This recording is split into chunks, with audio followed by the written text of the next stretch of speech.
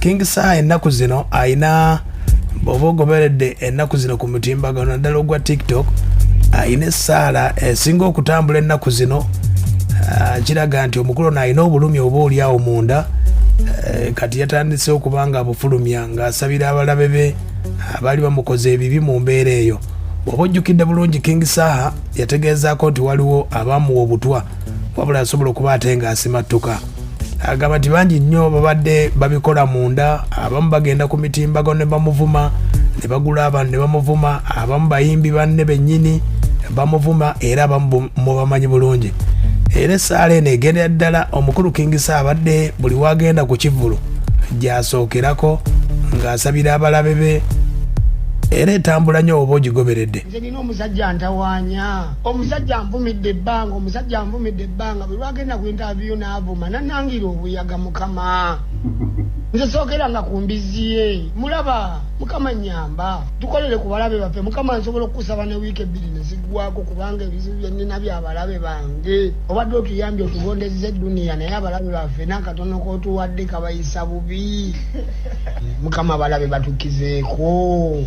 Mukama abalabe bowadde ebirungi bye tukusaba buli lunaku batukudaalira. Mukama emmotoka bazituyisaako nga bwe baagala abalabe. Mukama ezo zennyini osobola ozizingazinga naye n'omuzingiramu. Mukama tuyambe tukusabye ebirungi ebbanga ddene katukusabe n'ebibi nga bigenda mu balabe baffe.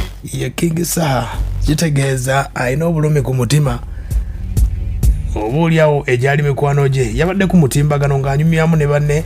Yabadde akoze broadcast ku TikTok nga kuliko abayimbi ab'enjawulo nga babuulira ebyenjawulo ku luyimba ku saala ye era budde bwonna agenda kufulumya akayimba ak'essaala eyo ke mutera okuwulira kagenda tutambula bwe kati. Waliwo ebiyenje bingi mamafuira abalabe babula bagala gwe bettale mu nsi eno mwensula.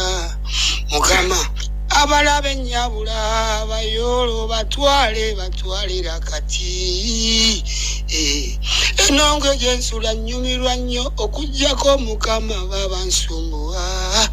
Maama obudde buyise yagala kwebaka kyokka ndi ku ssimu. Maama Dax wakubye essimu nenzija ku live nnyumirwemu ebinnaku.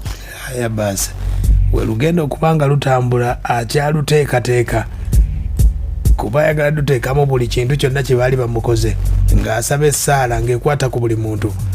Agamba bangi babaguze nga bamuvuma naye ye akyaliwo. Banga lyonna mbadde na bwangu n'abantu nzibanga nambadde nsaba Mukama nga mugamba naye bambi n'anoonya byanvuma mu kusasula kwe n'omuwulira ng'abolooga buboloozi navumwavumwa dda gwe toyinza nze nakulira muganda wange ku mwalo nze banvumye kati gwogenda okwonona datawo nti ovume nze ng'amazima oli mu revisioni nze mbeera awo notulubya obunigambo kali mu kuvuma n'okatunuulira tekalina na garanti ku bulamu bwako naye bakawaddeyo emitwalo 2 nekabulako data wa 10 mbukakuvuma olw'okubanga niga saala gyegenda. Omukulu King Saha yeebazizza bamwita Fiki Gaza yamugambye endongo agiina yamugambye agenderaawo. Kalijjukira twakulira batusomesa ekintu kimu nti mweyagale abaluma bakoleki naye nga kwendi mwana poole webale kucapa mbeera nkulaba kyakabi nnyo yongera bongezi kibuli togyako muliro ebikusomooza tobiwabudde webiwabudda nti yefuuka topika eddako olina kubeera ku byoyagala ebikusomooza bikusangeyo kiwakana King kulaba mwana big up himself wendi nayogera ne Chris yagamba kimanyi nakikyo.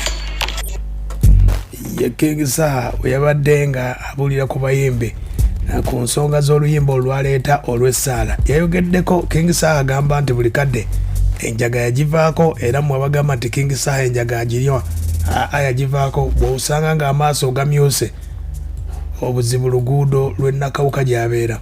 Taata kasita wakiraba naye kati goma yate enfufu yenakawuka yanzizayo maasa mamyufu nange najjayo maso era tegannatereera singa okukebera bulungi nange osamanyiza olwozanywedde enjaga kimanyi kati gwe kyoba omanyi oyitayo omulundi gumu gaba gati omwaka mulamba ekitegeeza oli musajja mugumu nnyo ndi mugumu okubanga nkyakulaba nti dakisi weyo yali waggulu abasinga okunnuma ku nakawuka roodi eyo abasinga okunnuma bebana balina obugombo obubawerekera n'alyoka ajja ng'alina ezimukulembedde wasiikuula enfufu eri emabega naye wesiikuula enfufu n'egidira wesiikuula enfufu ne balyoka bakola ekire ogenda otunulira emmotoka esembi emabega nga n'okuseka baseka olaba oli akunya masuuka agalaba nga agaddugala oluffe bootera enfuufu paka mu kamwa abakungu abayita ku nakawuka roodi mwenna kiranga okola mu gavumenti olunaku lugenda kuba lumu tugenda kutuka ebbaluwa naye nga tugenda tukutika kifuba tugenda kuyimiriza kifuba tukutika ebbaluwa kifuba ogitutwaleyo mubakola enguudo naye tugenda tuggala mukko tubeereko kennaku bbiri nga tewali mmotoka eyitawokko tusse era bakyali bange Kasenge Nakawuka Nakirama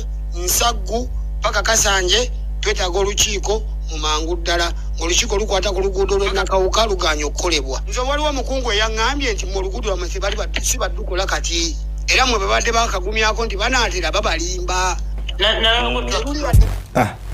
ye King Saha nga nnyonnyola abagamba nti amaaso bw'ogalaba nga gamyuse luba luguudo enjaga yagivaako oluguudo lwe lumukuba lwokka kati naye ng'agamba alina obusungu bungi nnyo eri abalabe be kubanga bye bamukoze bingi nnyo baatuuka n'okumuwa obutwa otya ng'omuntu yakuvumanga enjaga ate nga wakubira agamba nti ajanguwako embuzi eyi okitegeera kati agakumugala banywi banje n'omugamba lwaki tokugamba nti janguweko enjaga eyi lwakuba ffe gye twakulira batuyigiriza okutunuza ekisa mu society n'okutu naye nina obusungu ku balabe bange abalabe nsekeka akabanga nene kibalansinge ng'enseko zenkana n'obunyiivu kugambye bangi nnyo twabakyaliranga n'alyoka jayo ekisiimula mbu ate agakusiimula wootudde abantu batukoze obuntuntu mwana ffe tusirika busirizi n'otunuulira omuntu mwana